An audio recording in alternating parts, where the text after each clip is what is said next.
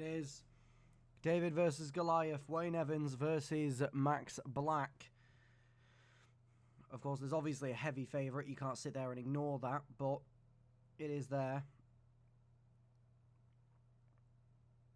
Start off with chain wrestling. Correct me if I'm wrong, is this the first time we've seen Max since the pay-per-view? Since he beat Cassidy in the Champion v Champion match.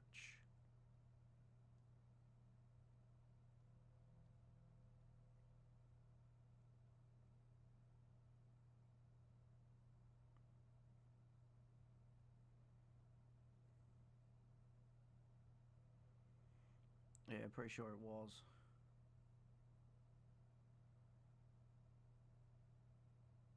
And a big knee from Wayne Evans to take down Max Black. Dude.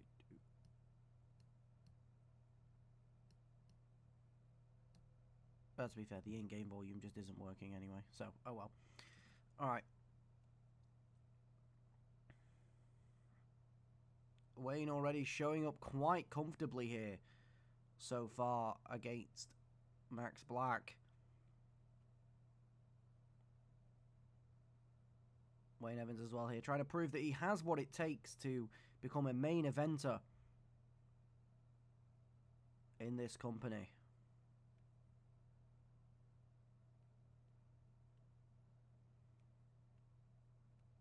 As they link up more into chain wrestling again.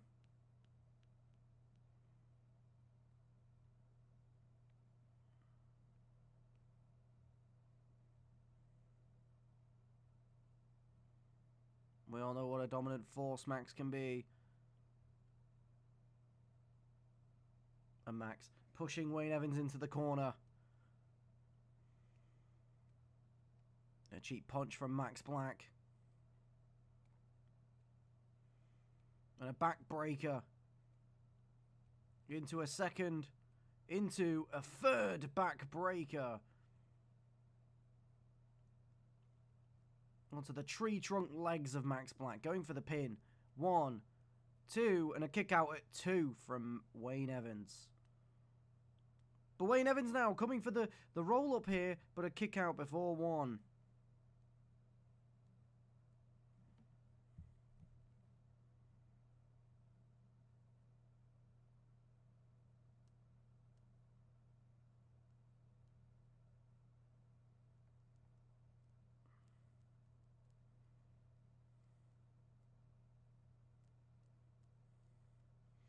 And a big drop kick from Wayne Evans to take him down.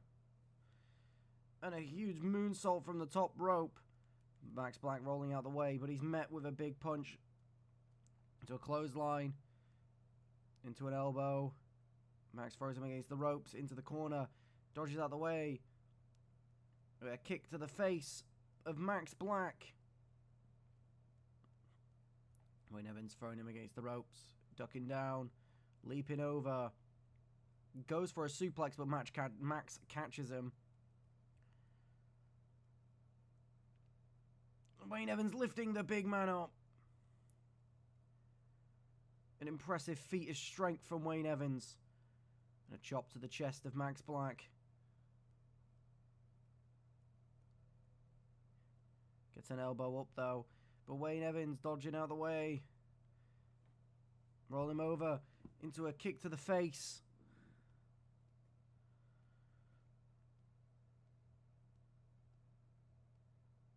Targeting the back of Max Black's head.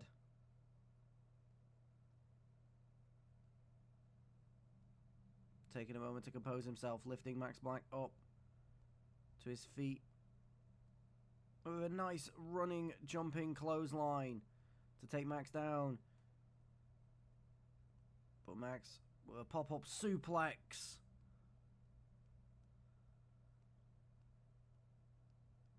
Showing Wayne that he is far from finished into the BFT. And now goes in for the pin.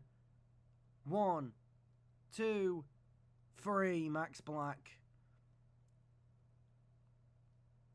coming out on top.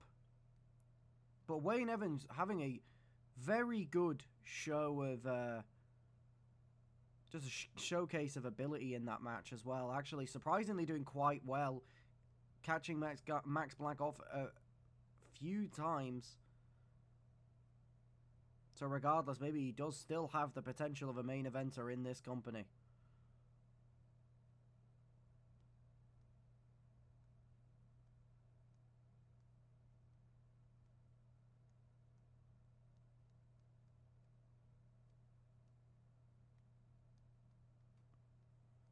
And it still remains of only Brad Collins and Marty being the only two people to defeat Max Black. His white whales, per se. Ow. Oh, my back is hurting. Ah, fuck. Give me 1 sec, let me just take some painkillers real quick.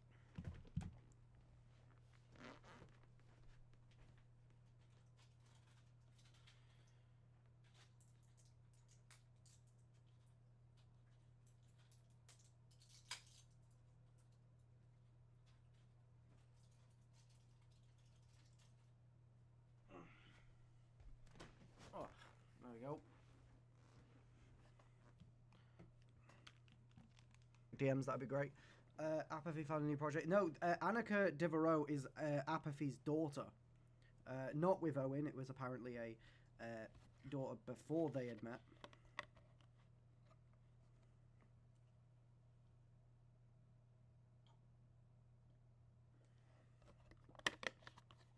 But no, Annika is Apathy's daughter, hence why Apathy is accompanying ringside.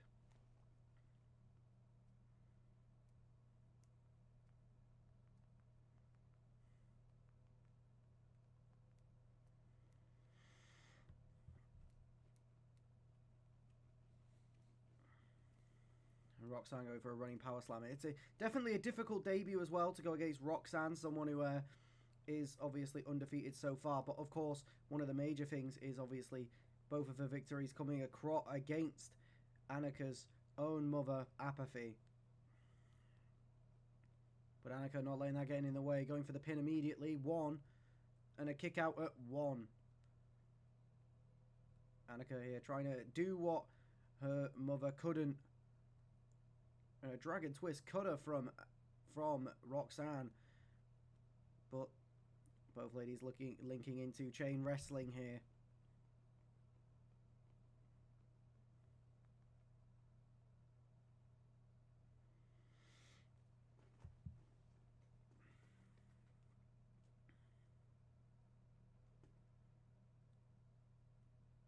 And a nice springboard crossbody from Annika there.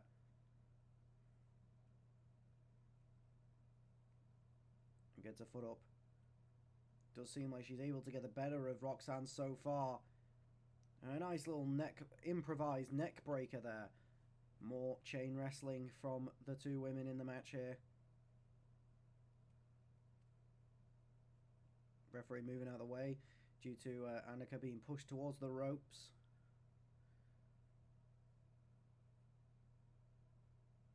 Getting some knees up now. Or elbows, sorry. I always get elbow and knees mixed up. Nice little running drop kick to Roxanne. Roxanne rolling out of the way.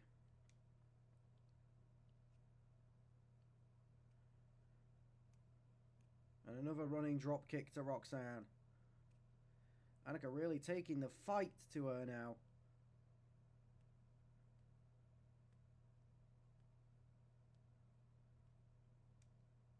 Roxanne just dazed. Doesn't know how to comprehend Annika, and a leg takedown into a submission, but referee calls for the rope break. Something we see way too often with these new talents in MCW, these younger talents, is they kind of forget that rope break exists. Roxanne, though, getting out of the grips of Annika as she was trying to put a finish to this match. But a little nice stunner from Roxanne to Annika. If Sio wasn't retired, it would have been fun to have Sio and Kim versus Apathy and Annika, mother and daughter versus mother and daughter. That would have been pretty cool, yeah.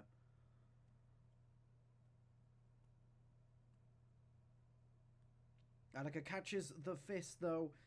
Returns one of her own. Dodging out of the way of Roxanne. But Roxanne grabbing her by the hair. But those elbows once again preventing Roxanne. Goes for that running dropkick once more, but Roxanne dodges, and Roxanne dodges again. Gets a kick to the midsection. Annika catching the punch there. Go for a springboard. Flying clothesline. Goes for the pin on Roxanne. 1, 2, and a kick out at 2. Apathy clearly thinking her daughter had it there. Going for the standing moonsault on Roxanne. And dropping the knees. Annika looking strong as hell in this match so far. And a step up enziguri to the face of Roxanne Valentine.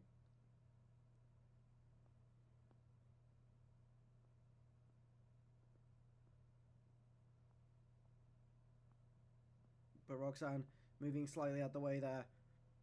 And a big running knee. And a springboard coffin drop, but Annika dodges out of the way and goes for a springboard drop kick to take Roxanne down. It just feels like every time that Roxanne has had a chance to get back in this match, Annika has been able to foresee it happening and put us close to it before it even happens. Planting Roxanne down as she climbs to the middle rope. Busted open as well. I don't even know how she's busted open. And a middle rope code breaker into the pin. 1, 2, and a kick out at 2. But still not letting up, dropping down onto the mat.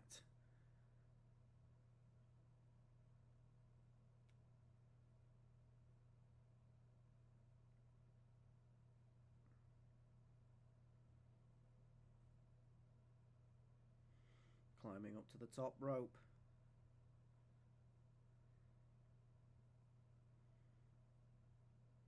Oh, and a top rope cutter. This very innovative offense of Annika is very entertaining to watch. 1, 2, and a kick out at 2 from Roxanne again. So creative with the moveset here is Annika.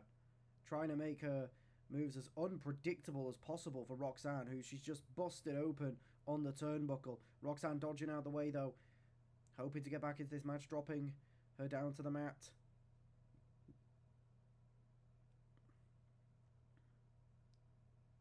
Like I said, a submission now.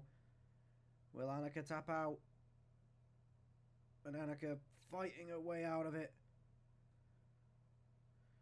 Oh yeah, the bruises are ridiculous on Roxanne. She has been beaten brutally in this match. But Roxanne dodging out of the way though. Still not giving up despite the brutality she has faced. And an uppercut to the back of the head. Goes for a springboard but drastically misses it. I mean, that's what happens though when you've been through a brutal attack in a match, is your head starts to not think as clearly as usual. You start making rushed decisions without planning out in advance.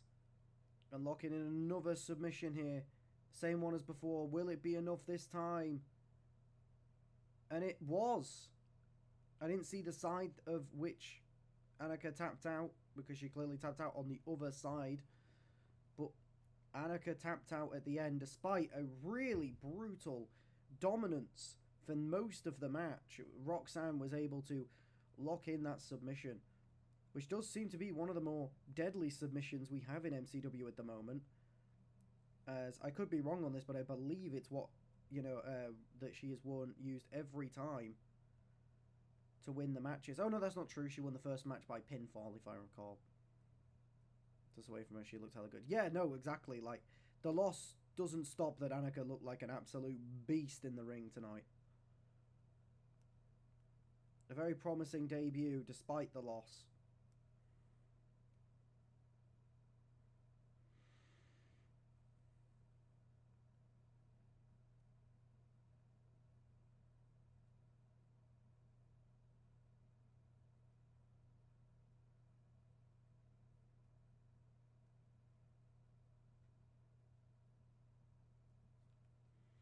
She got 2 tap outs in her first match, and as one was outside.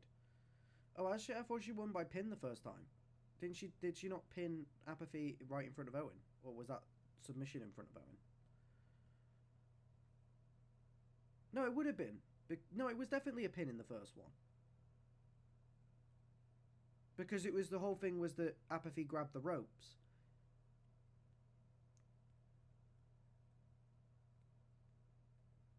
Oh, I commentated it wrong. I thought it was... Yeah, you're right. It was... Yeah, Avalon was the one who's beat Apathy 2-0, not Roxanne. Sorry, I thought it was Roxanne. I'm off my head. Here we go. Akumi Shimazaki versus Elena Claire. Two women on the rise. And we start off with chain wrestling. We can't expect anything else. Not in this company.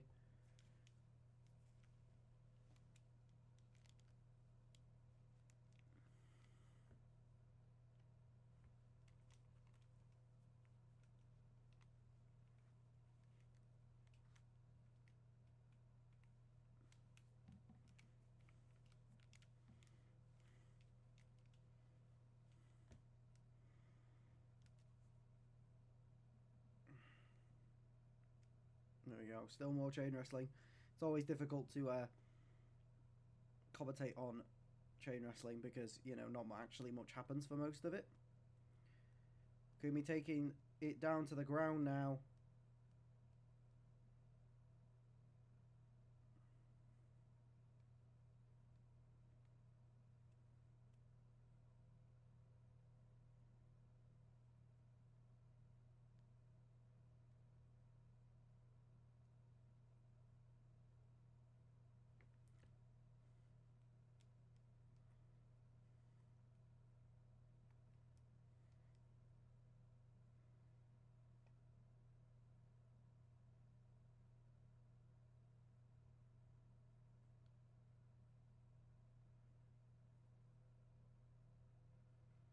A big drop kick from Elena to send Akumi down to the ground.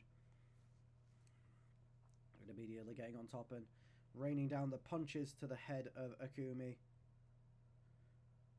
Going for the springboard moonsault, but Akumi rolling out the way. More chain wrestling. Do.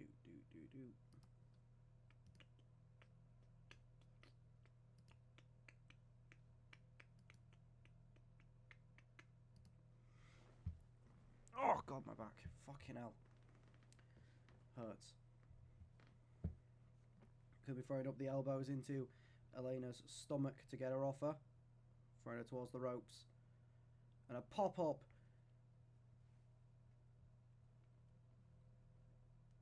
Thought we were going to get more chain wrestling there for like the fourth time in the same match.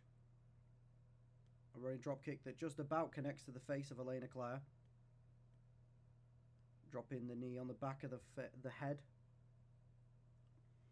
Goes for the springboard crossbody, but actually overshoots it. It's not often we see someone overshoot a springboard. No, usually it's an undershooting.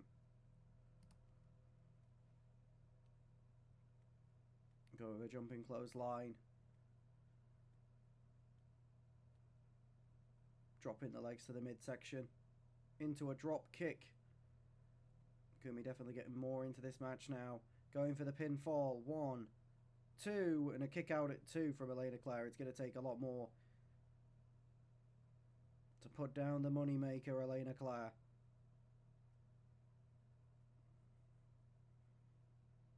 Little splash from Akumi to keep Elena at bay.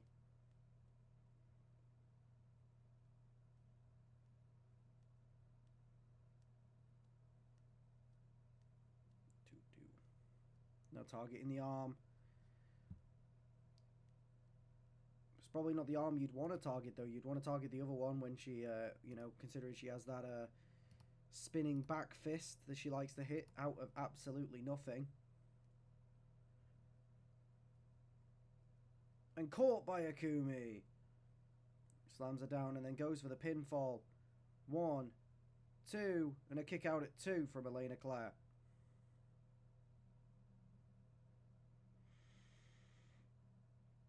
And a code breaker from Elena Claire sends Akumi flying. 1, 2, and a kick out at 2 from Akumi.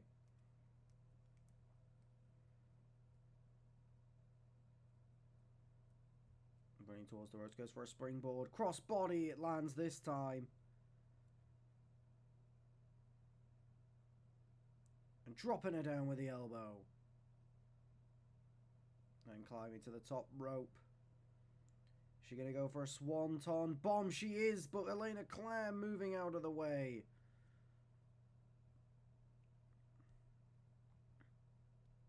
A back and then neck breaker from Elena Claire. Ooh. Lifting Akumi up, going for the spinning back fist, and it hits. Going for the pinfall. 1, 2, and a kick out at 2. Going for the running clothesline, but Elena dodging it. Go for a kick to the head of Akumi. Stomping on the leg. Referee is completely stood in the way.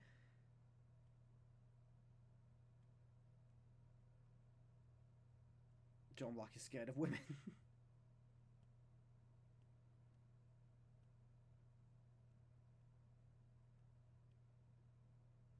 There are 3 things that John Black is scared of. Women, going broke, and the offside rule. And a pile driver from Elena Claire. Could that be it for Akumi? 1, 2, 3, and it is. Elena Claire picking up the win.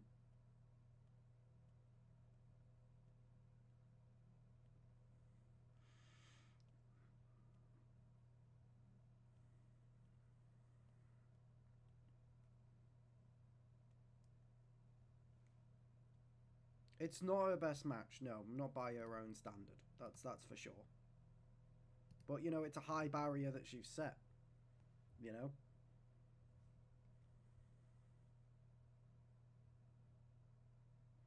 Oh, also, worth noting, guys, today, after stream is posted, after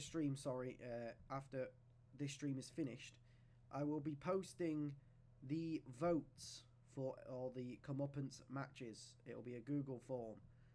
Please submit your answers, your votes as soon as possible, because you only have until the end of Tuesday to submit your votes, as the match card will be finalised on Tuesday night UK time. So you will have, basically you will have Monday, the rest of tonight and also Monday to cast your votes. Any votes that will be done after that will not be counted. Once the card is finalised, it's finalised. Also, Scott Sinclair is absolute ball knowledge. It says a lot about how much the reactions and hype come back for Noah Morrison once he gets his old theme back. It's almost like I was right by giving the suggestion to Doug to bring it back.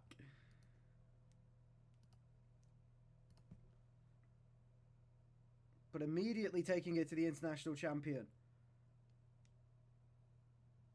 Now, obviously, Noah Morrison is not a stranger to going for a mid-card title. Of course, going after the European Championship twice when he was on Clash against Leon Grimes. And John Black with a very athletic springboard cutter. You love to see it.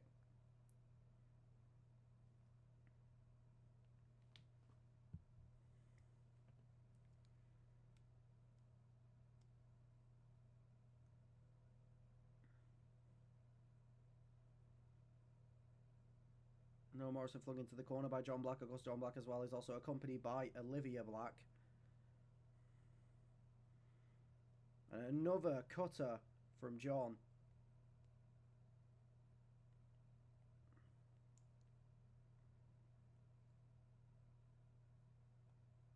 Into a sit-out powerbomb.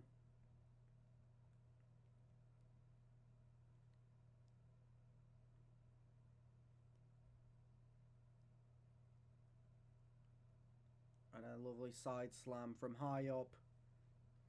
But no, Morrison gets his leg up now.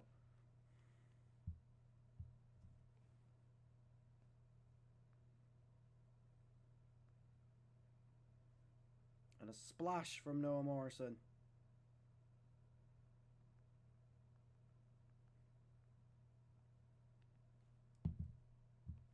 As they engage in chain wrestling now.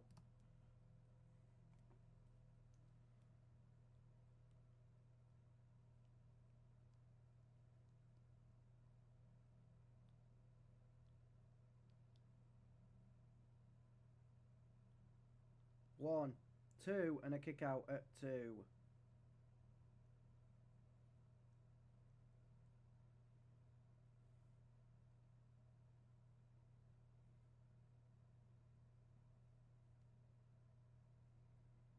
And go for the pin. 1, 2, and a kick out at 2. Clothesline. Into a back body drop. To a spine buster from Noah Morrison. Into the pin once more on John Black. 1, 2, and a kick out at 2.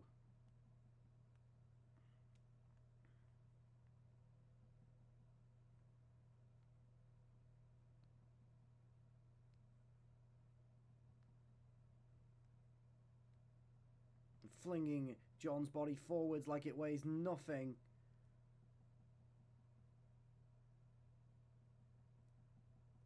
There's always the chance as well that these two men will meet again in the MCW World Cup, with both of them taking part. And a pile driver from John Black. 1, 2, and a kick out at 2.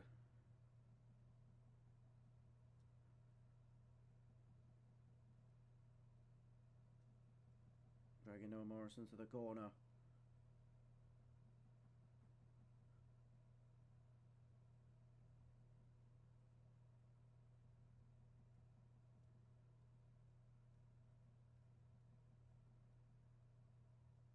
One, 2, 3, and a kick out. Nope, it's not 3. Why? I don't know why I said 3.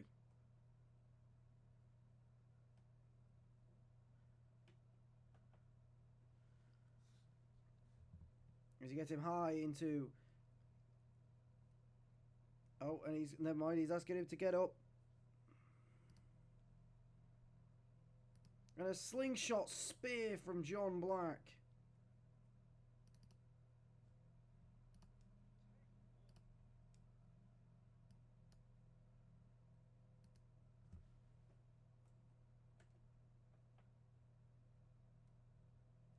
What the fuck just happened here?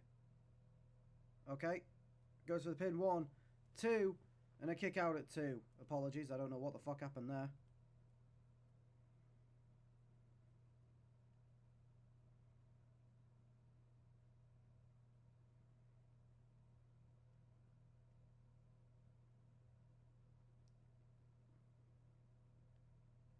And dropping Noah head first onto the apron.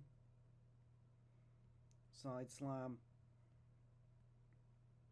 Noah getting back up though. Splash of his own. And another splash to John Black.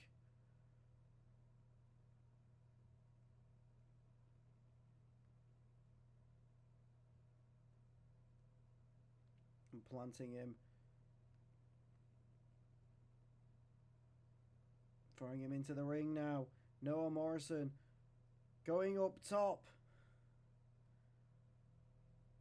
Going for the axe handle, but just can't get enough distance on it. I mean, he is a big man. You don't expect that much distance. I know Morrison busted open on the turnbuckle, but getting the elbow up to John Black.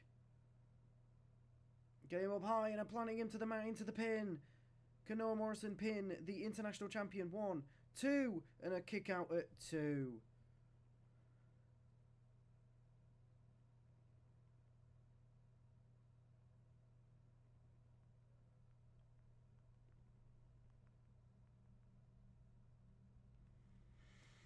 Noah Morrison nearly doing it, but still not showing any sign of letting up on John Black.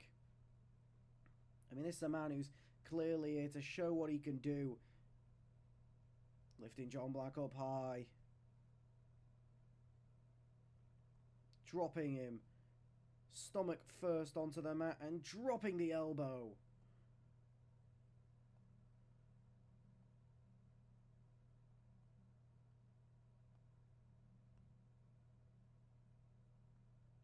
And flexing as he puts his leg on him and going for the pin now.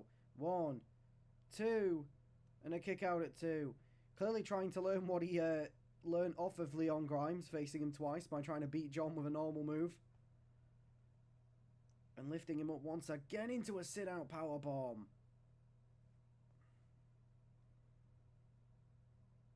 Over. John Black, though, getting up. And a running bulldog from John Black.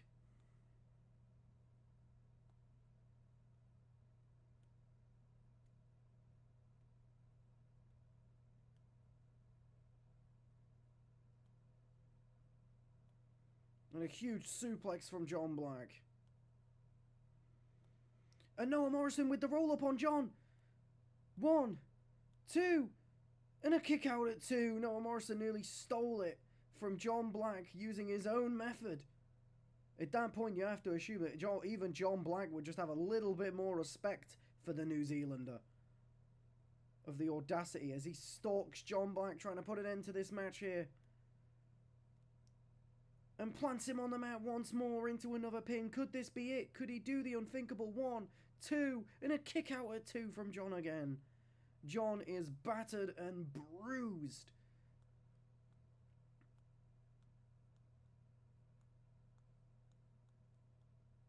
But still Noah showing no sign of letting up on the Hollywood King.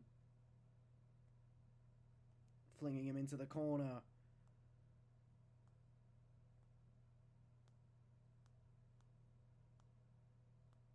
But John goes for a package power driver, but Noah Morrison reverses with a back body drop into the pin. 1, 2, 3. Noah Morrison has pinned the international champion.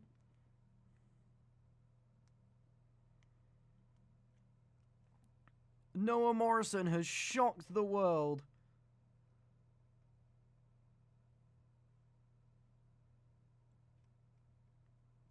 As he now has an official win over the current international champion.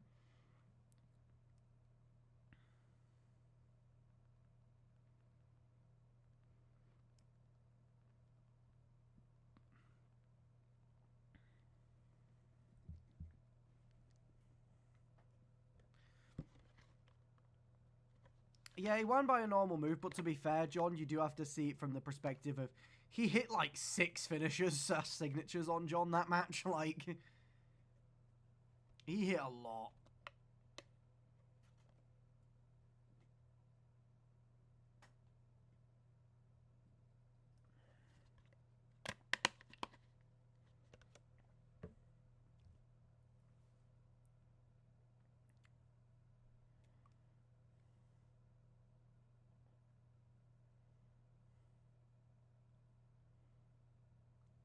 But Noah Morrison takes home the win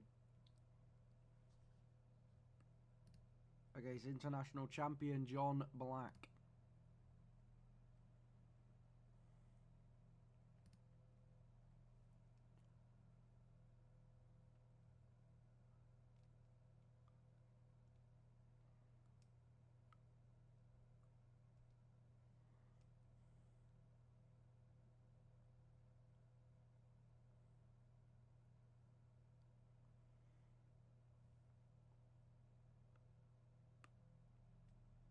Celebrating to every side of the ring. And here it is. Diego, Elijah, one-on-one. Of course, Diego was the one who won that triple threat last week.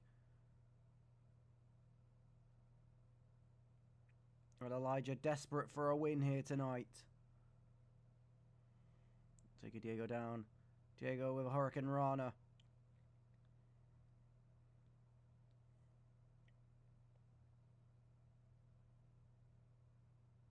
I heard rumorings backstage that this match got changed to a no DQ at Elijah Chambers' request, but those are just rumors. Nothing was announced by the company themselves, so we have yet to see if that is the case or not.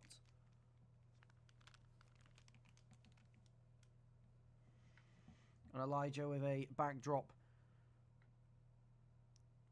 to Diego. Diego returning with a punch to the gut.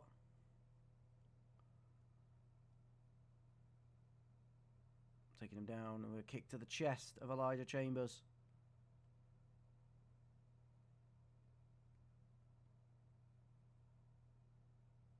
So rapid kicks from Diego. Not laying up on Elijah Chambers. And a drop kick. And it's Marty appearing from the out of KLASH. Diego looking for a weapon. Sees Marty coming for him, but goes for the attack anyway. Man, it looked like Marty went for Diego, but Diego managing to see where it is. Elijah teleporting to the top.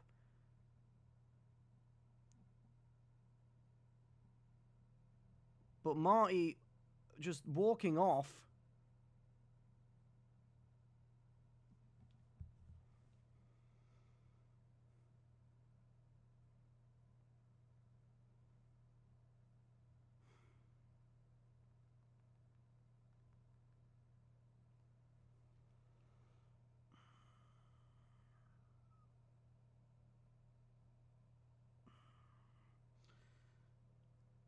Sorry, we can maintain our composure.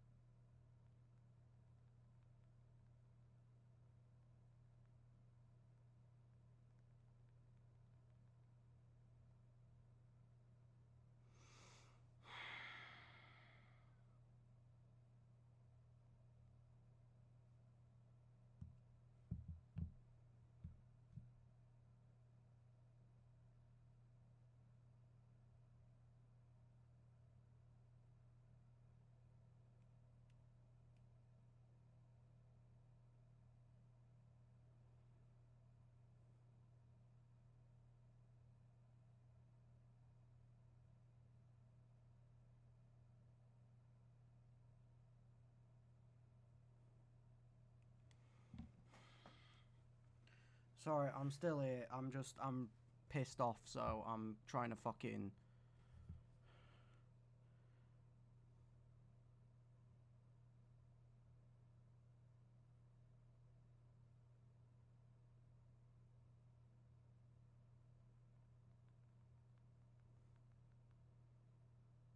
Elijah picks up the must-needed win against Diego.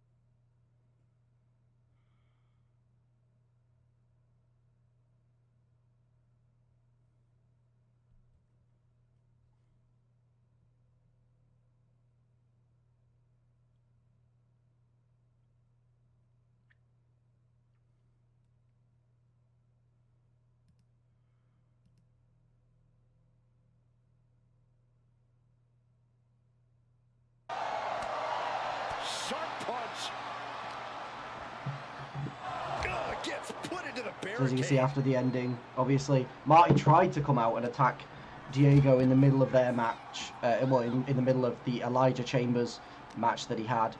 It didn't work, you know, Diego managed to anticipate it, but clearly that was not stopping him. Why? Can I ask a question? Can you guys hear the game sound? Can you hear the sound? Because I really need to know that, like, as soon as possible.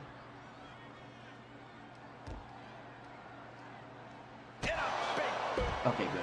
Just making sure, because there's something at the end of it that I need to make sure you guys can hear. But yeah, you know, of course, Marty came out, tried to attack Diego, but Diego managed to get the better of him. But clearly Marty not letting up on his attempt to assault Diego. Clearly taking it to him at the end in brutal fashion so far. Just not letting up, trying to do as much damage onto Diego as he possibly can. Also, you have to ignore the jump cut, certain things didn't work. And now they can all do whatever they want to each other. Within reason. So there'll be some jump cuts because some things took a lot longer for me to figure out than others. But you know, it is what it is. Just pretend the jump cuts don't happen. And he's taking on a lot of offense here, guys. It seems like he has no way to... Is he? Oh my God! And Marty hitting Diego with the mist as well.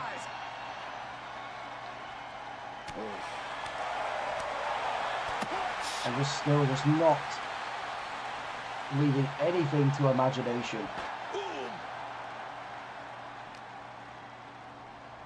He's just throwing him time upon time again into that ladder, as we saw him do with the barricade earlier, clearly just trying to deal as much damage as physically possible. And it won't from the top.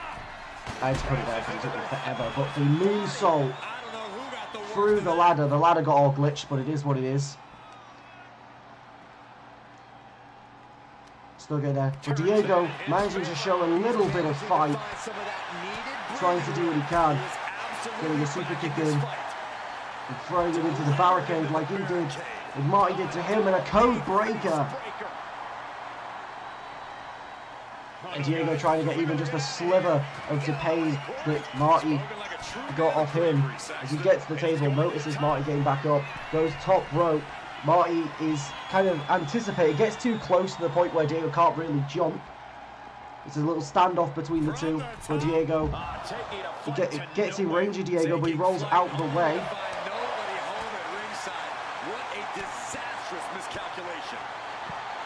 Marty's still getting the advantage on Diego here. And an RKO to take him down, as he's now dragging him towards that announce table that Diego himself set up. As he runs in the ring to the top rope, and the splash from the top rope through the announce table. As Marty is getting back in the ring. I'm seeing it, but I'm not believing it. Take a look, everyone. The party boy is here on strike. Except it's not. You all saw what I did, and the questions all are, why, bro? Why go after Diego, man? Why, Marty? Why? It's because I am sick and tired of sharing the spotlight with some golden boy. Let me hit you with something. While I was recuperating on my way to win the MCW title, I was confronted with something. My habits were killing me. You all know, I took the uppers before my matches, I took downers after, but it proved I wasn't giving my best to you. Yet, show after show, clash after clash, people came to see me.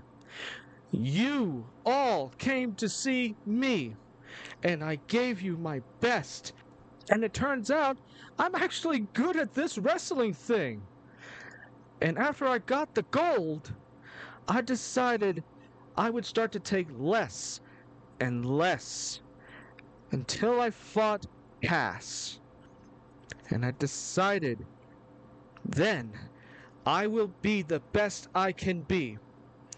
Yet over here, on strike, you guys started clamoring over Barbie, whose best claim is wearing a soccer jersey with MCW on it? Dude hasn't reached the top like Marty has. In fact, I made it to the top of KLASH at my worst. Imagine what I can do on strike at my best. The party is over, people. It's time to see Midnight Championship Wrestling's best. Me. So call me Mr. Midnight. That's M-I-D Night. Yeah. Versus D-Way. I will also remind everyone that at the end of this stream, I will be posting the Google form for people to vote on the comeuppance matches. You have until Saturday, late Saturday, to post your votes.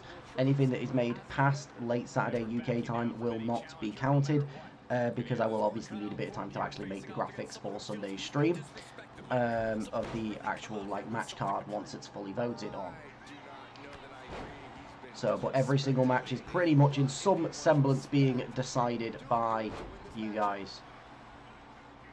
And you will learn that at the end of the stream. I'll make an announcement and post about it. Preferably, everyone can vote. Vote once only. And if possible, try not to abuse voting for your own characters. I know there are going to be some instances where that is going to be impossible, for some people to avoid. But it would just, for example, if you have several characters up for the same vote, maybe don't just give all of your votes to that one character or to only your characters. Try and give some recognition to other people's.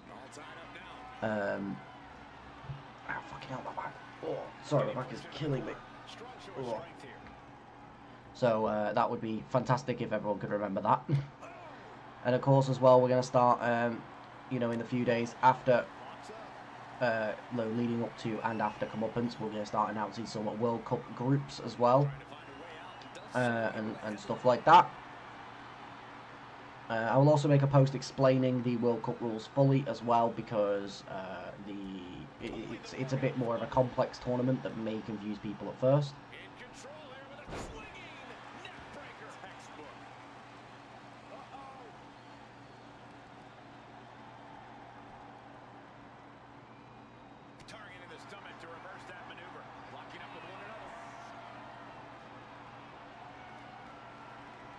Ooh.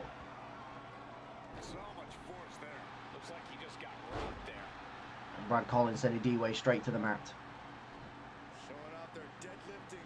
And of course, as usual as well, after stream I will be posting the poster for comeuppance as well. That will get posted.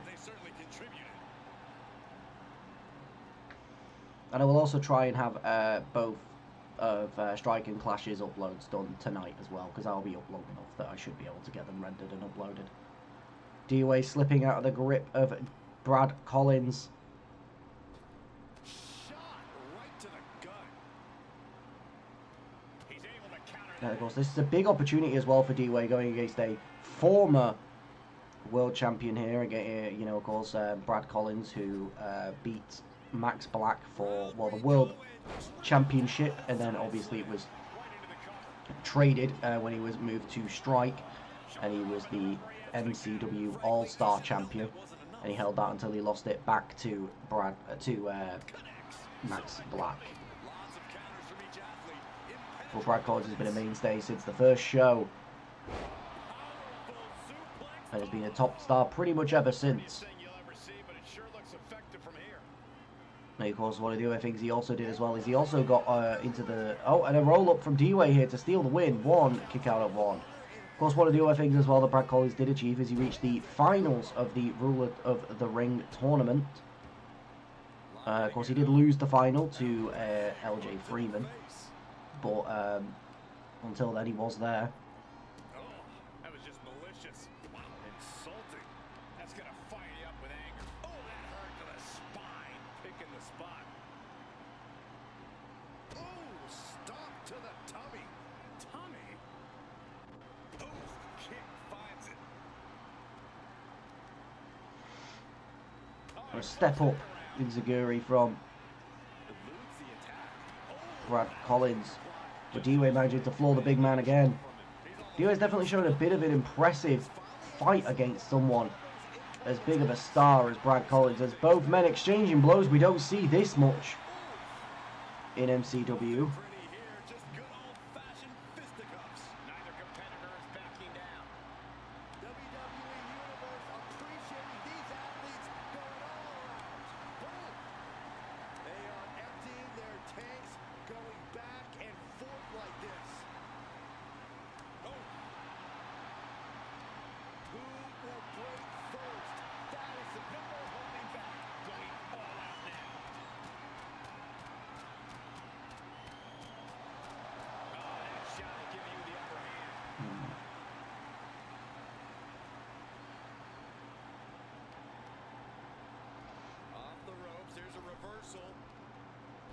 A power slam from Brad Collins going into the pin now.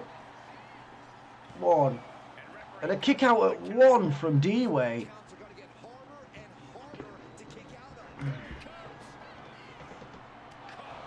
And a clothesline from hell from Brad Collins.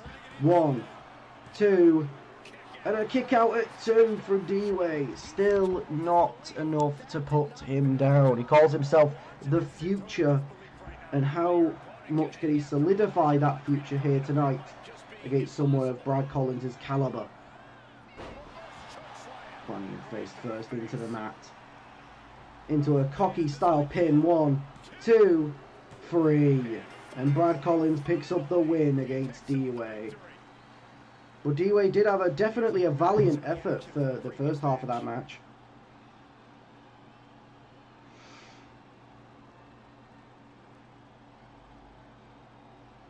Ooh.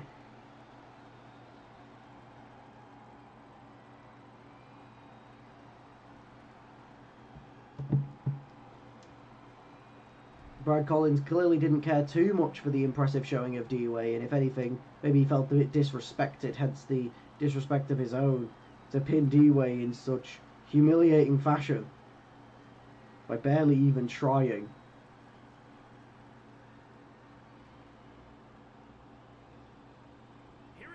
Oh. That's the kind of win that can take their career to the Sorry, I next keep level. yawning. You can tell this guy was fired up from the moment the bell rang. He definitely had the motivational advantage in this match. But it's Brad Collins who takes home the win. Back Looking into the eyes of this on the competitor Icelandic tonight, he Viking. understands the significance of this And he match. immediately This does is take the fight to him. to make big headway on the roster. Yeah, but he's going against Winnable the versus superstar Luna who versus refuses to Morrison. ever I'm sure back that down happened. from That the would be fight. fantastic. That is Down proper any meat challenger. matching He's not meat. exactly the sharpest tool in the shed in that regard, but you have to appreciate his willingness to keep on fighting. Getting out and now locking in the side headlock.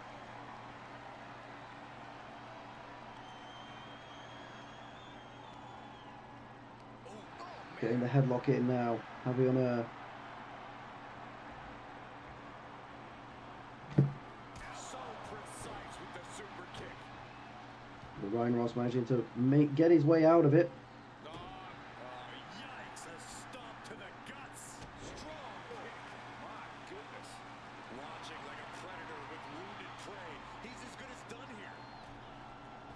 Did you see that? Propelled through the air. He goes for the quick pin attempt. And Ryan Ross go for the pin early on Harvey. One. Kick out at one. Definitely looks in a hurry to finish things. Oh, walloped by a huge club.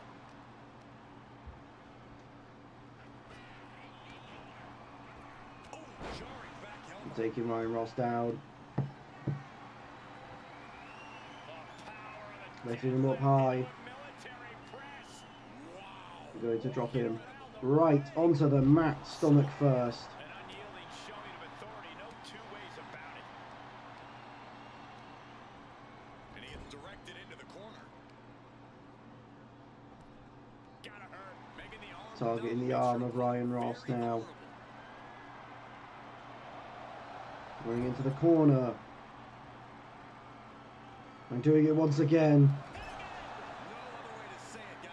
That looked like it hurt a lot. As they link up in some chain wrestling. As we tend to do a lot over here.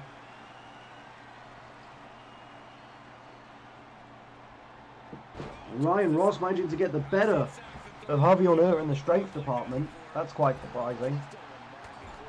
He took the worst of that impact. He connects with a counter. These two have learned each other so well. Harvey on Earth fighting his way out. Cuts off their offense with a swift elbow to the gut. Little running drop kick from the big man. Goes to drop the elbow, but Ryan Ross moves out of the way. I know what's next. And a scissor kick to the back of Harvey on Earth. Goes for the pin. Now shoulders down. 1, 2, and a kick out at 2 from Harvey. This is the start of a rally. And Ryan Ross looking to try and end things here against Harvey on Earth. And gets him up Batten down the hatches. into an F5. Into the pin now. That has him 1, 2, and a kick out at 2 from Harvey on Earth. It's not enough to put away the Viking himself. heard of.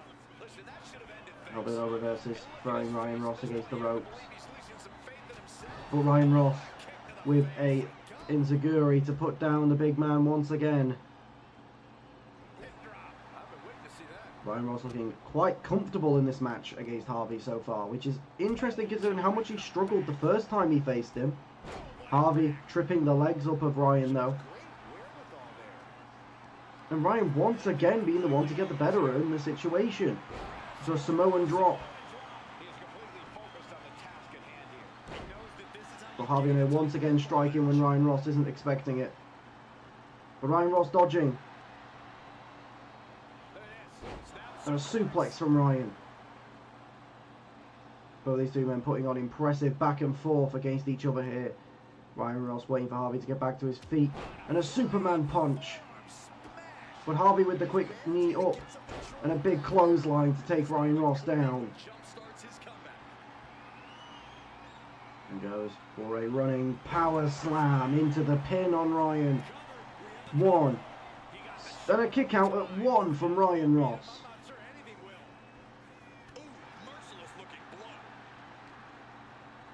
Harvey O'Neill throwing Ryan against the ropes. And he goes for the spear, but Ryan leaps over the spear. Into a Samoan drop.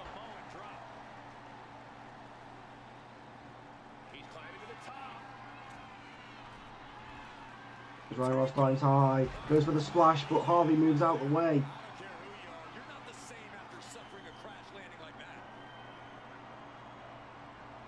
Starts bench pressing Ryan Ross, or dropping him backwards. And he throws the rings into a big splash, but Ryan moving out of the way. Both men stumbling to their feet at the same time. And he goes for another scissor kick and it lands. And he gets Harvey up once more. Not going for the pin after the scissor kick. It's not often that you see Ryan Ross not go for the pin. A sling blade into the pin.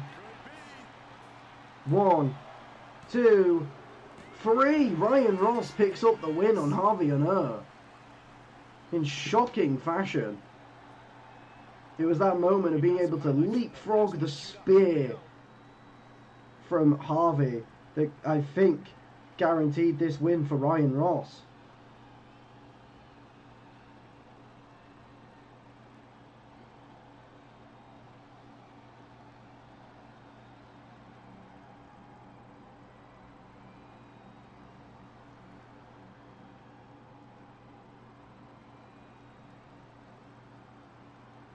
Well, goddamn, chat is fucking dead.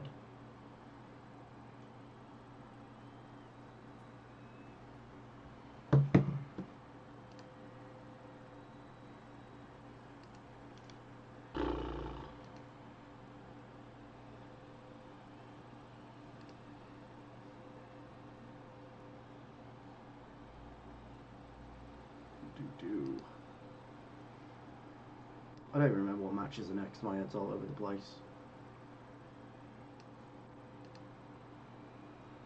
The Viking did indeed fall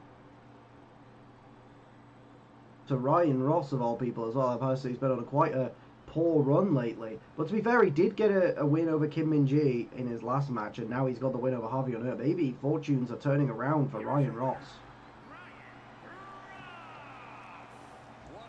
I mean, I don't think he'll bounce back. I think he'll fucking destroy walls and get back, you know?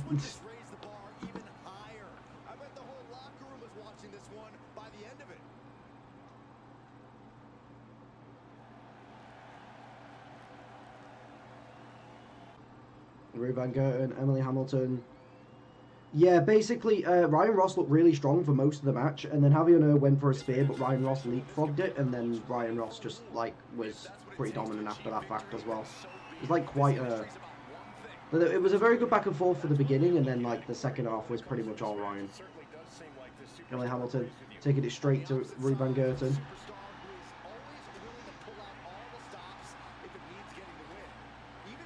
Of course, well, this is kind of a practice match for RVG going ahead of his participation in the World Cup, going for the crucifix pin, and it's broken up before 1.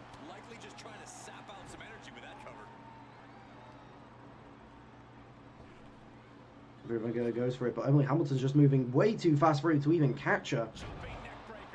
Taking RVG down to the mat.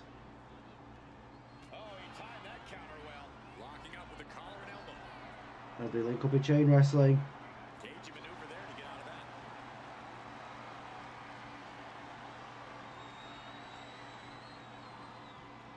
Blame Ronan. More chain wrestling now. Being overtaken here, driven into the corner.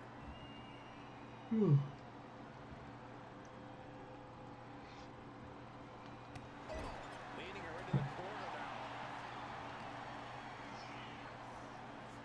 Cool.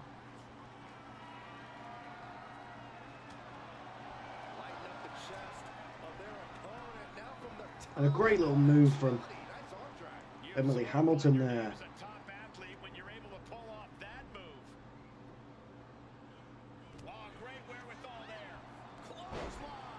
Yeah, that is true. To be fair, the little you know, the fight that took place backstage in the locker room between Harvey and Ronan could have been one of the deciding factors in Harvey losing his undefeated streak tonight. And of course, we're going to see how it potentially affects Ronan Wolf as well in the next match after this one as well, as he faces Kim Min Ji.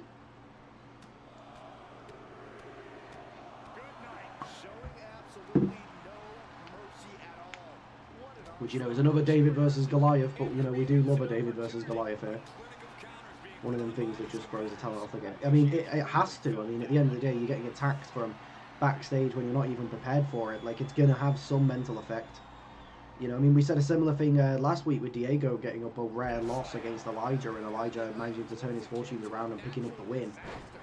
You know, could that have had something to do with Marty coming out mid-match? Like, sure, Diego managed to get the better of him when he came out during the match, but that doesn't change the fact that that's going to throw him off his game. He's going to be sat there, you know, Diego's entire focus in the match was gone off of the fact of Elijah Chambers and more focused on the fact of, well, why was Marty coming out? Why was he going for me?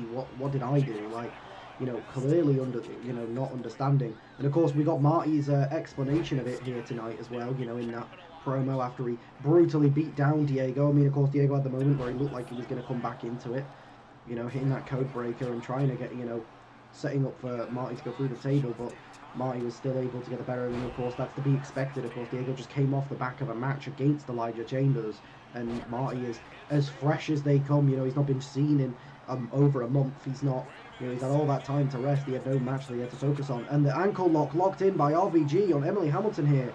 But Emily Hamilton flinging RVG over to get out of that. And Emily Hamilton throwing RVG down the ropes. Jumping down, jumping over, sending him back to the ropes once more. And a chop to the chest, and then targeting the knee around the rope. RVG catching the kick into a suplex. Of course, RVG's got a very traditional wrestler's moveset. You know, he's very kind of, you know, of the likes of, you know, people you think of that come to brain, you know, Kurt Angle, Chad Gable, you know, those types of people. RVG is in that silhouette for sure. I actually haven't seen the actual trailer just yet. And a moonsault from Emily Hamilton to RVG on the outside of the ring. And she starts to shimmy the shoulders to show off to RVG here.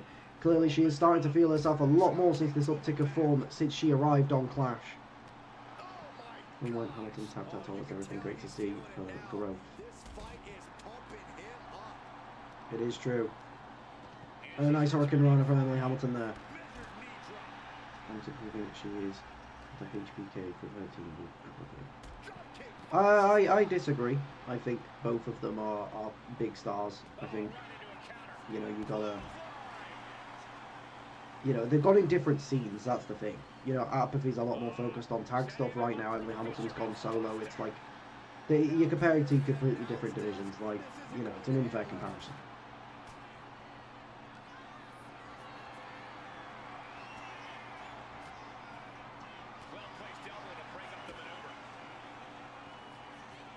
A lovely DDT from Emily Hamilton. We've seen her win a few matches with that move. And a big neck breaker from Emily Hamilton. She's going to throw RVG back into the ring. No, she goes straight for the steps, but it doesn't quite work.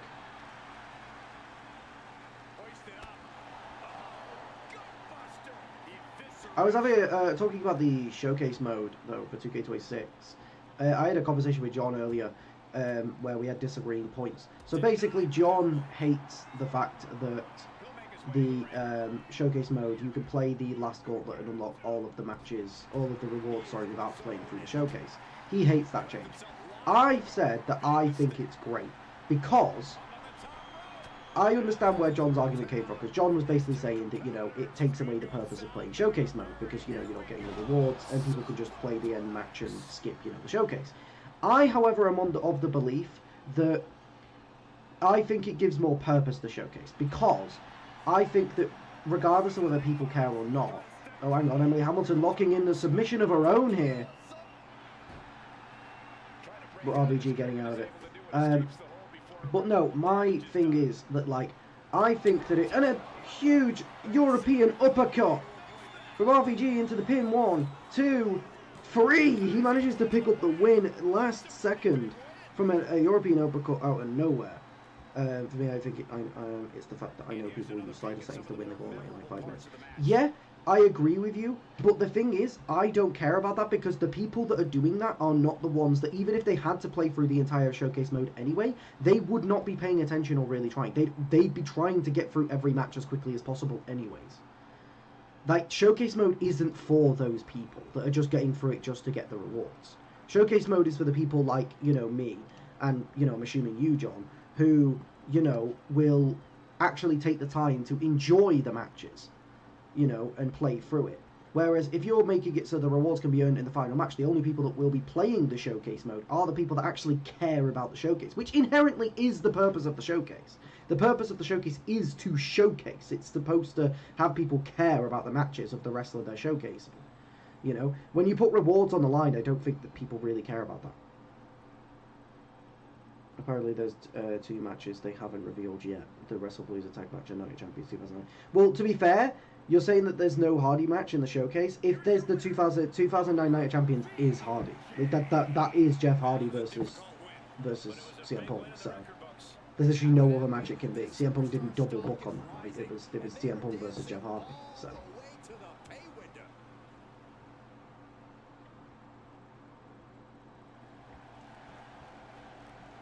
It's probably because they want to leave some things as a surprise. I will.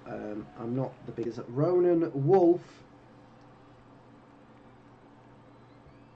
To definite people that can definitely get to themselves through that main event scene. They have that potential. They have that ceiling for them.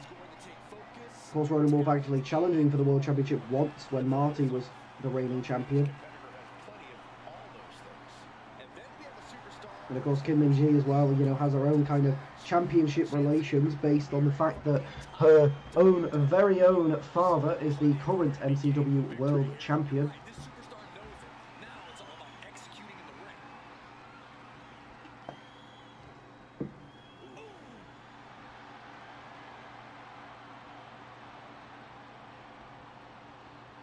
Kim Min-ji is taking advantage of the headlock, but Ronan Wolf fighting his way out, but Kim Min-ji still managing to keep him at bay by targeting the shoulder of the big man and taking him down. Very impressive as someone of Kim's size to be able to keep down someone of Ronan's size. I mean, Ronan Wolf looks like he ate Kim Min-ji earlier, and Kim Min-ji still getting the advantage on Ronan Wolf, but a weak kick there. Couldn't get all of it, which allowed Ronan Wolf to capitalise. And dropping that dangerous forearm onto the back of the neck of Kim Min-ji. Going for the pin early. Ronan Wolf clearly not thinking too highly of Kim Min-ji, but Kim Min-ji getting a kick out now. Very good chain wrestling here. I do wonder how long it will actually take us to get like starting into the next game because of people creating their wrestlers. And also one thing that I actually think is actually very helpful is because obviously there's, you know, the rest of this season will still get finished on 2K25, and by the time we're playing out, you know, the last few pay-per-views, the 2K26 will be out, right? Which gives people enough time, hopefully, to be able to work on their cause, that by the time the season's ended, it shouldn't take too long before we can move over and start the next season on the new game, hopefully. Like, as long as people are actually, like, starting to make their calls whilst MCW is still going on, rather than waiting for the break. Is the character moves at AI. Facts. It seems to have got a massive overhaul, and that is probably, if I was to pick one individual, like, change that is, like, the best thing for MCW, it would be that. Absolutely. Yeah, it would be a godsend. Exactly, yeah. I think for MCW, it's that, and then probably, if it works how I imagine it will, I think the fact that there'll be the, you know, thingy, the, what's it called? The draft in universe mode. If it's done how I would like it to be. Because it'd be nice to have a visual of the draft. You know, it'd be cool to be able to actually stream the draft. I think that'd get people a bit excited.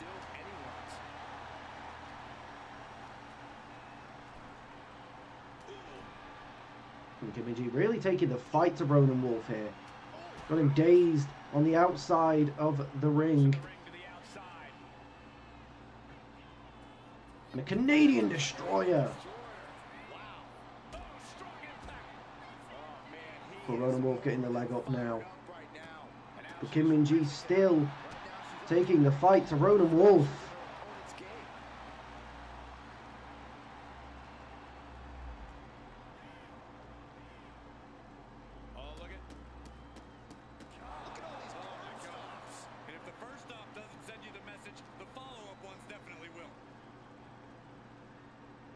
Tossed back into the mat. Going straight to the top turnbuckle. In position, waiting for an opening. Taunting Ronan Wolf now. Ronan Wolf going for the punch though, which got enough space for him to be able to get out of the way of the Swanton. But Kim Min-ji with a reversal, managing to do a backdrop on the huge Alpha Predator of MCW. And a spinning kick to Ronan Wolf. This match has been all Kim Min-ji so far, which is probably not what you would have put on, but we did see earlier tonight a similar thing happen with Harvey and Ronan Wolf, Harvey and Ryan Ross, sorry. And maybe it is safe to say that they've got under each other's skin here and distracted each other. Kim Min-ji going for the pin, 1, 2, and a kick out at 2 from Ronan Wolf.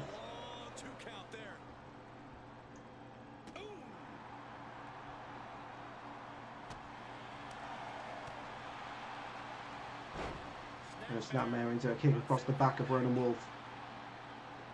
And Kim Min-ji setting up for what you'd assume is the hidden blade. But Ronan Wolf ducking out the way just in time. Goes for the super kick, but Kim Min-ji dodging that in return. And a punch to the stomach of Ronan Wolf to send him back down. And a suplex from Kim. Going into the pin once more now. 1, 2, and a kick out at 2 from Ronan Wolf. Both competitors digging deep into their well to keep this match going.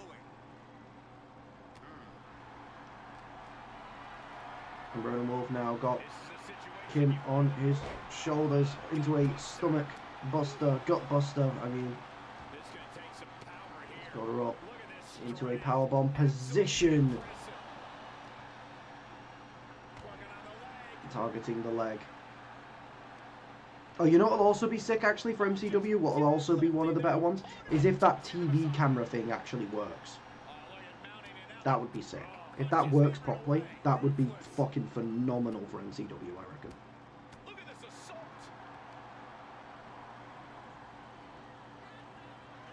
And Ronan Wolf getting Kim Min-ji high into a falling power bomb. Goes in for the cover. 1, 2, and a kick out at 2 from Kim Min-ji. Ronan Wolf is shocked at the fight in the heart of Kim Min-ji. And Kim getting the leg up now.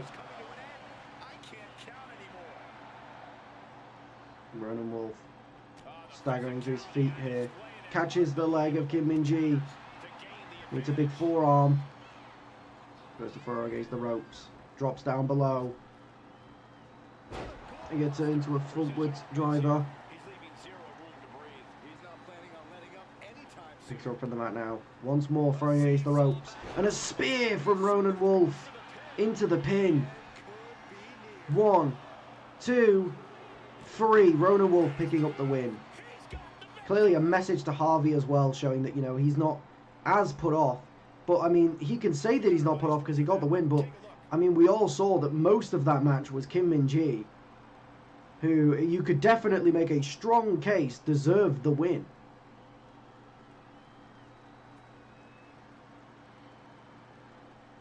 But I guess when you do hit such a powerful spear like Ronan Wolf does, it's going to be quite hard to kick out of.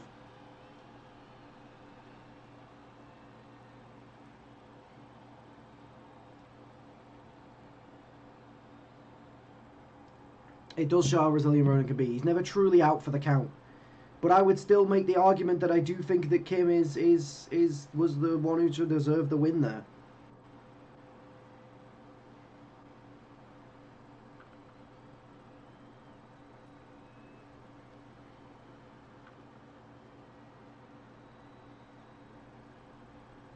She's definitely got a bright future.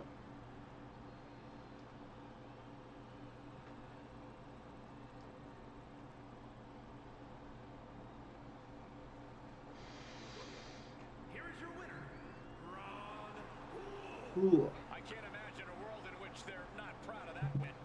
We're going to get prepared for our final match of the night. And look how it paid off.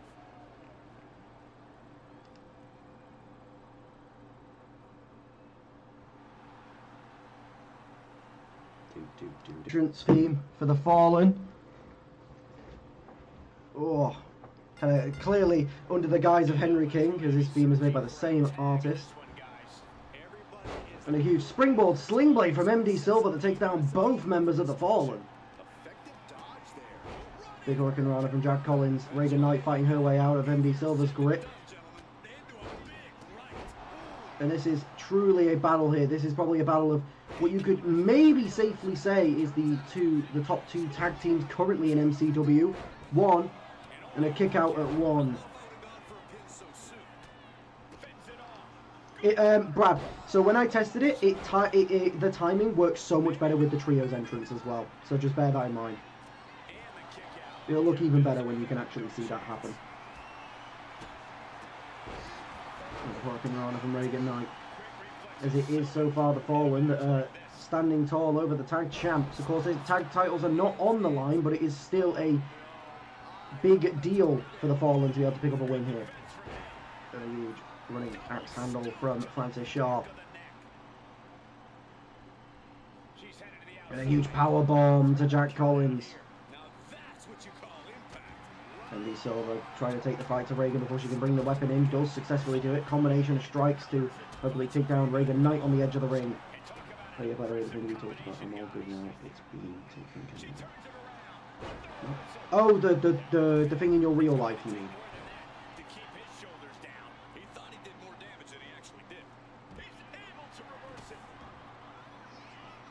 Yeah, okay, I get you. Well, I'm glad to hear everything's alright, Brad, because, you know, I wouldn't want you to be going through stress. Jack Collins rolling out of the way of Francis, rolling out one more time, but still can't get out of the grip of Francis Sharp. A big suplex.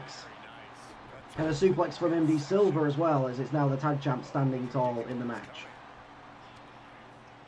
Of course, as well, I could be wrong, but I'm pretty certain the Fallen have still not lost a single match since they have changed their tag dynamic to be Reagan and Jack Collins. But if they were to pick up a loss, you wouldn't be surprised to see it happen against the current tag team champions. And Francis Sharp going for the pin, but Jack Collins is there to break it up.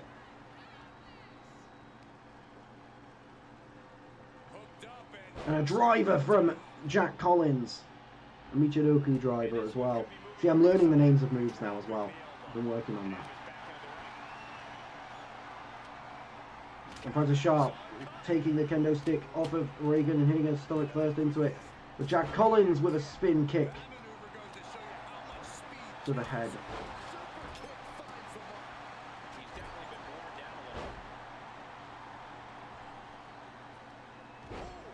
And it's currently the Fallen standing tall here. And this will happen there. I think Francis just hit the world's strongest slam, but the camera didn't allow us to see, but I'm pretty sure that is what just happened. But Reagan Knight immediately running to the aid of her tag partner. But Francis putting her in the corner. Realizes Jack Collins is getting to his feet. A huge clothesline to take him down. It looks like he was going to set up for the corner to go in for that spear, but Reagan Knight's there. Just for the twisted neck breaker. And MD and Jack Collins running in and out of the ring at the same time. It's like knee from Reagan to MD. And Jack Collins punching Francis down to the outside. And Jack Collins, it looks like he's going to go for a move on MD, but Francis manages to put him off. Potentially saving his tag partner there. But MD Silver now taking the fight to Reagan Knight. Every time Reagan Knight brings in a weapon, she just never gets to use it. And a big suplex from Francis to Jack Collins. Going in for the pin. One. And a kick out at one. I mean, one suplex is not going to be enough to take down Jack Collins. And MD into a GTS, into a suplex, into the crucifix pin. 1. And Jack Collins tries to break it up. He was late anyways. Reagan Knight had already kicked out. But Francis with the roll up here. 1. And a kick out at 1 from Jack Collins. And the Torpedo Moscow from MD Silver. Remember, of course, nobody has ever kicked out of... Only one person, sorry, has kicked out of that, and it was Ronan Wolf. But he didn't go for the pin, not allowing it that chance to happen. Maybe MD Silver protecting his own move there. And a spear from Francis into Jack Collins. Goes for the pin, but Reagan Knight breaks it up. And this is probably the first time we've seen in a while an defeat to Francis. But MD Silver with a leg takedown to Reagan. It's one of the first times in a while that we've seen Francis actually, you know, be able to contribute as much as MD Silver in a tag match. Usually MD does a lot of the heavy lifting, but Francis clearly finding his feet here. I mean, he's not used to working with other people, whereas MD Silver, of course, is, you know, was part of Severance. He has a little bit of experience teamwork. Francis has never teamed with anyone until MD Silver, so maybe it just took a bit of a adjusting time for him to get used to teamwork. MD Silver going for the pin on Jack Collins. 1, 2, and a kick out at 2. Reagan Knight getting the arm up. And going for another pin. 1, 2, and another kick out at 2. And Reagan Knight taking down Francis Sharp. See, now this is where Reagan Knight, you have to question some of the decisions that she makes, because she wasted a lot of time. Instead of going for that pinch, moving him more centre to the ring. Now, you might think normally in normal matches that would be a great decision. You know, get them away from the rope so they can't rope break. But it is a tornado tag, meaning there's no DQ, meaning that rope breaks would not break a pin anyway. And Jack Collins going in for the pin now on Francis Sharp. 1, 2, and a kick out at 2 from Francis.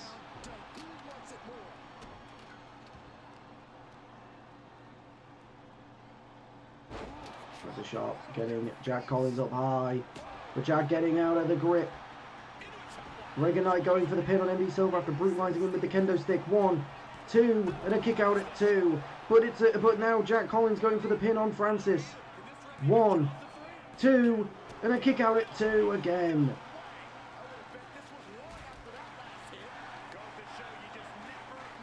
Both teams not going down easy. Jack Collins picking up the kendo stick, tries to throw it at Francis, but drastically misses the aim there, throwing it out of the ring. A step up into Guri from Jack Collins to Francis Sharp, but Francis Sharp getting the leg up. Reagan Knight going for the pin, but Francis Sharp is up with a kick to the back of Reagan to stop it happening, punch to the gut. But it is a 2v1. The ref is also down. Francis Sharp, MD Silver, sorry, pushing Jack Collins off.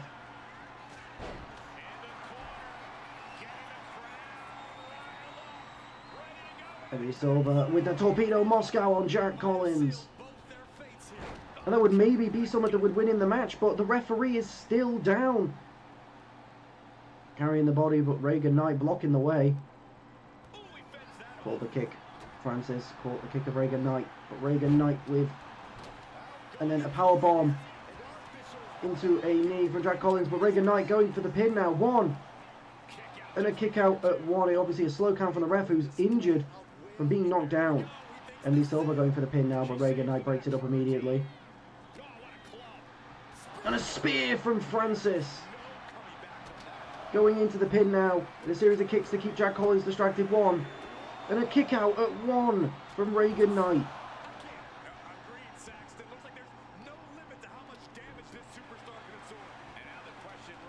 Throwing Reagan Knight across the ring, dropping the elbow. A spinning driver, Muchiniku driver from MD Silver. Oh, rope break does cancel things in tornado tags. I didn't think that was possible, but apparently it does. And MD Silver now targeting for the penalty kick, and it lands.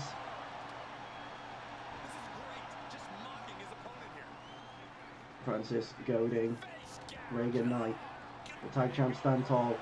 Stalking Reagan Knight here, going for the spear, and it lands. And he's over trying to keep Jack Collins busy with the baseball bat, going for the pin now. 1 spear was enough for Reagan Knight to kick out. 2, 3, and the tag champs take home the win. MD Silver able to keep Jack Collins distracted from breaking up that pinfall there. That sling blade spot was sick, by the way, at the very beginning. Taking down 2 people with 1 sling blade was actually quite fucking cool. But this time it was definitely Francis who did a lot of the heavy lifting for MD and Francis this time. How the tables have turned tonight. But Reagan Knight got out of 1 spear, but the second spear was just too much to handle. It would have been a deserved way either way. Yeah, exactly. Yeah, either team you could have argued deserved that win. So obviously the Fallens run as a tag team, as an undefeated run anyway, has come to an end. But they have nothing to be upset about. I mean, losing to the current champions are not exactly it's not exactly a small feat to get. And that was the first spear from Francis that Reagan Knight did manage to kick out of. She kicked out of 1 as well, very quick kick out, but you know, it probably would have been a 2 if the referee wasn't counting very slowly. And of course Francis did go for the accolade, but it was a rope break, and then the spear on Reagan Knight. This was the moment where it got it. It looked like for a second here, you see Jack Collins get up, it looked like he was going to get it, but met by the baseball bat immediately from MD Silver.